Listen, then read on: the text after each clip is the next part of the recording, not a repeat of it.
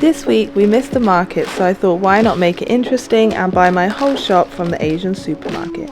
I got a range of things and tried to find the least processed things in the shop. It's worth checking the ingredients because even the buckwheat noodles had wheat flour in. I found some sweet potato noodles and some rice noodles, organic miso, non-GMO tofu, which means no glyphosate, and this Chinese soup mix, which included goji berries and plums and mysterious roots and sticks.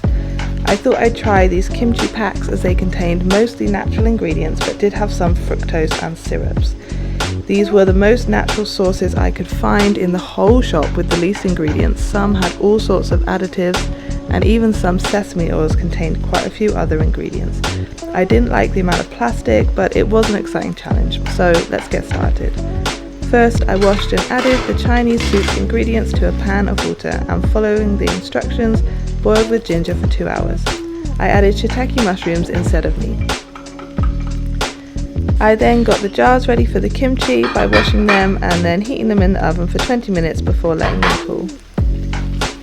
I washed all the veg in water and bicarb, which is alkaline and neutralizes any acidic chemicals left on the veg.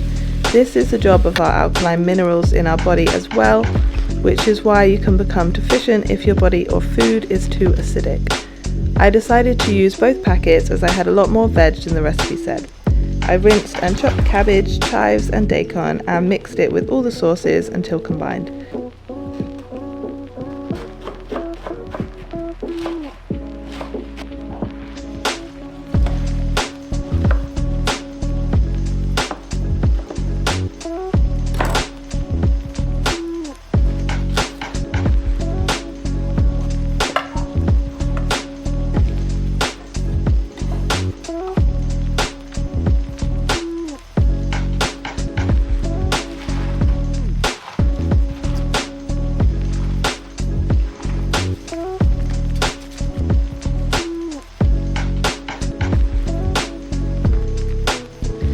I packaged the kimchi and let it sit out for a few days before a week in the fridge. It was fresh and crunchy, but not very spicy and mostly tasted like salt and sugar, so we'll definitely be making it from scratch next time. After a couple hours, I sieved the soup and added more ginger and put back the shiitake mushrooms.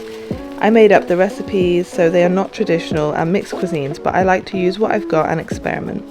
So I added miso, tofu, chili, these leaves from the mint family that I can't remember the name of actually, and some bean sprouts and sweet potato noodles. And this turned out delicious. The Chinese mix tasted earthy and herby, and the soup was comforting with crunchy sprouts, soft tofu. The noodles were so soft and really springy, and the miso-rich broth was so good.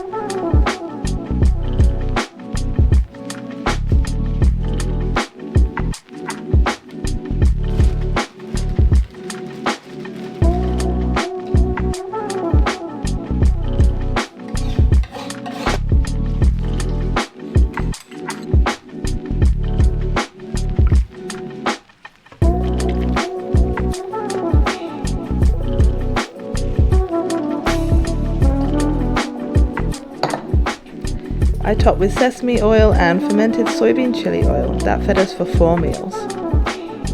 I decided to dry and reuse the Chinese herbs to get another use out of them, and we had some leftover soup broth, so I used that for the next recipe, which was a noodle stir-fry. I love a meal you can chuck everything in and it's so easy, so that's what I did. Cooking up all the rest of the veg with the bitter melon, which was, wow, so bitter, I'm not sure about that one, as well as garlic, chili, ginger, and I boiled the rice noodles and added the chili oil, soy and sesame. It was pretty good, not my best, not my favourite, but I liked it, especially with okra and chili sauce. Lastly, I wanted to make a nice end of week meal and bought a few extra ingredients to make sweet and sour tofu. I used a recipe this time to get it right, cooking peppers, onions and pineapple in a soy, garlic, ginger, vinegar, salt, pepper, a little sugar and pineapple juice blend.